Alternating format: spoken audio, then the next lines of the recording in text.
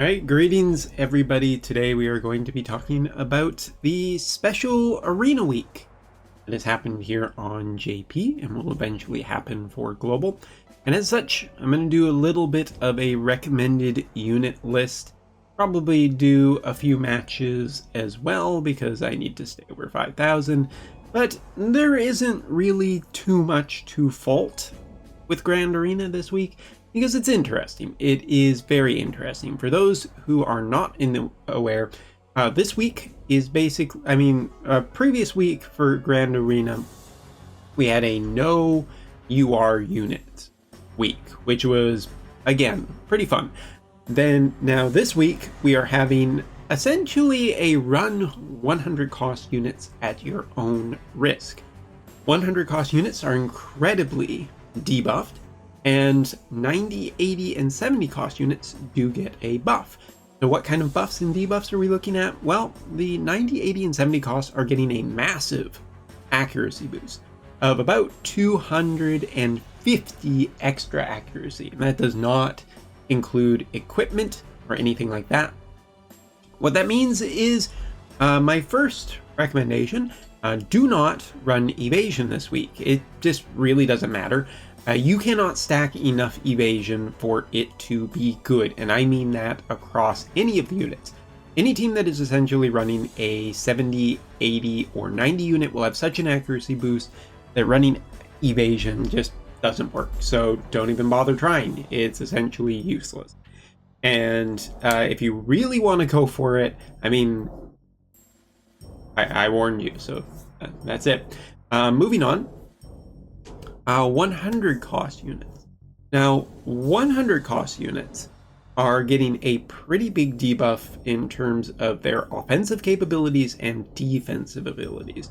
What this essentially means from my experience is that 100 cost units are pretty effectively useless, except for maybe support units. Those are the one type of units that can do pretty well here, like Luciel. But the important thing is that you know that you should probably not be running them. They are pretty much insta losses. They will hamper your team enough that it is not even worth running.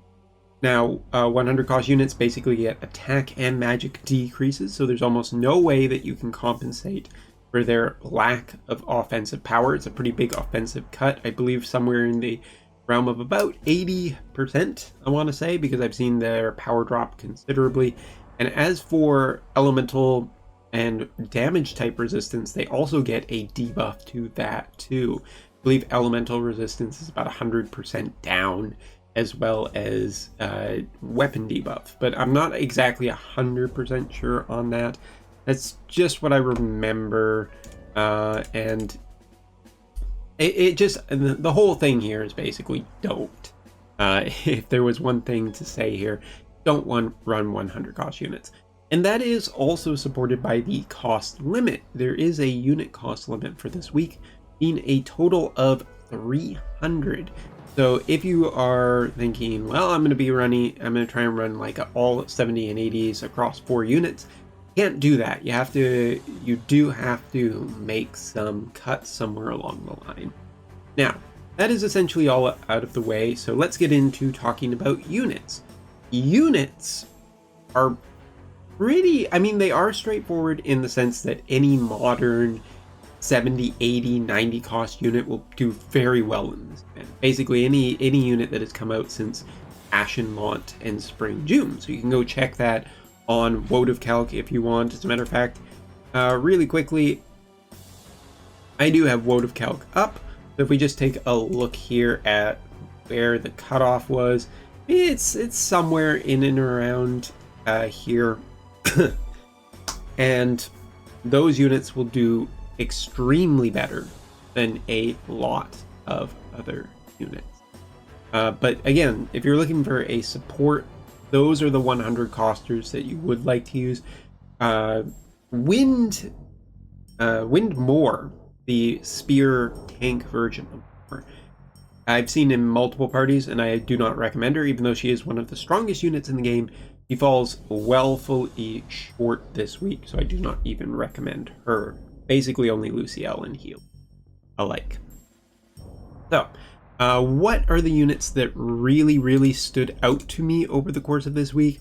Well, Xmas Preen is definitely one of them. I think that she is absolutely very good.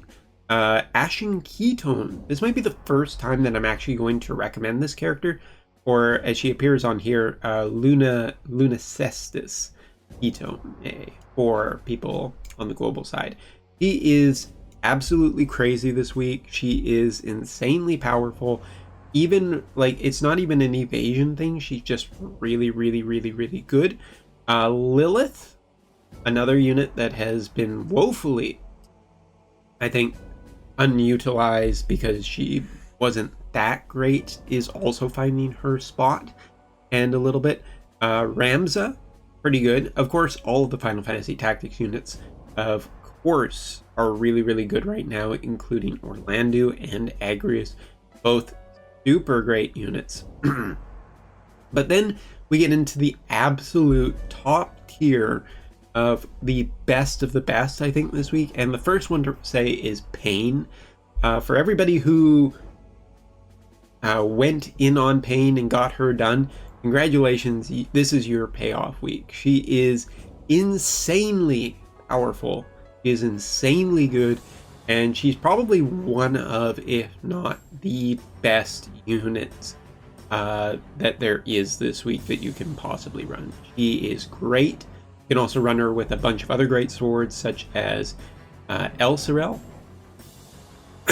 And there's some elemental synergy there between light and dark and whatnot that you can exploit. And she's just insanely good. So yeah, Pain is probably, if not close to, my number one recommended character for this week. And my other recommended character, the scariest, which is kind of appropriate given that she is a Halloween unit, my top recommended unit for this week in Arena is Halloween Alaya.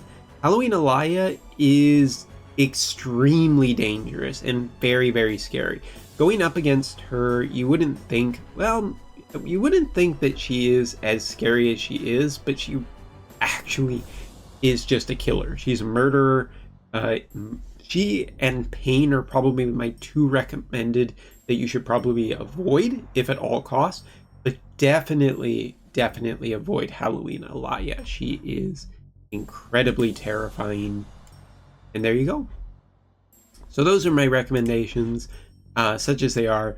I do think that this is a pretty fun week. Grand Arena, excuse me, a little bit grindy, a little bit too grindy, just to show some of the teams hovering around 5k that you can potentially do. Like, you do see stuff like this.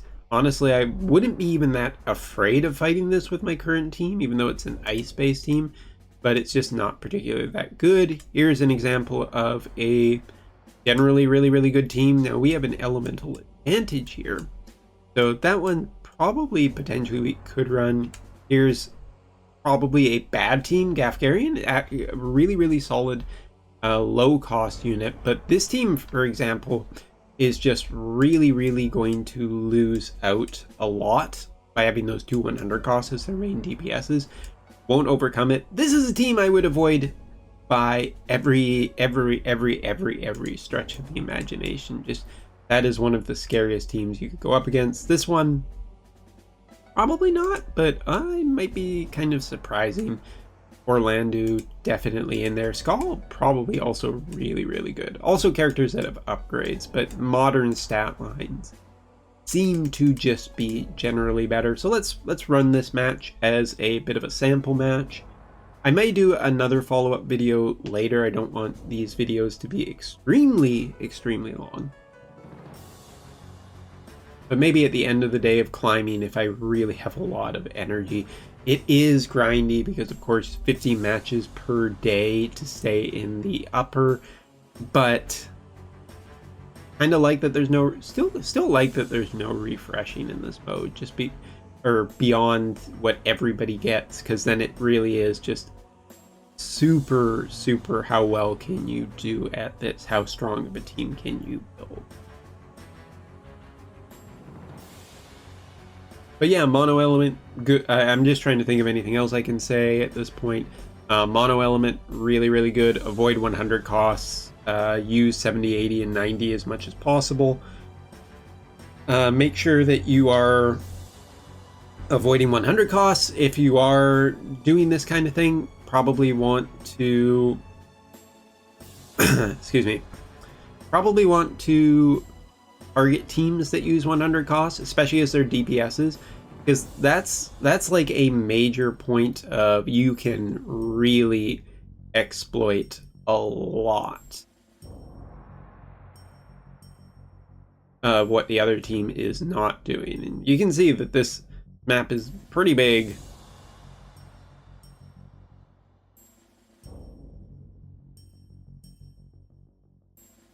Still in the eternal buffing phase. Looks like we got a fist unit separating off. That should be good for Landu.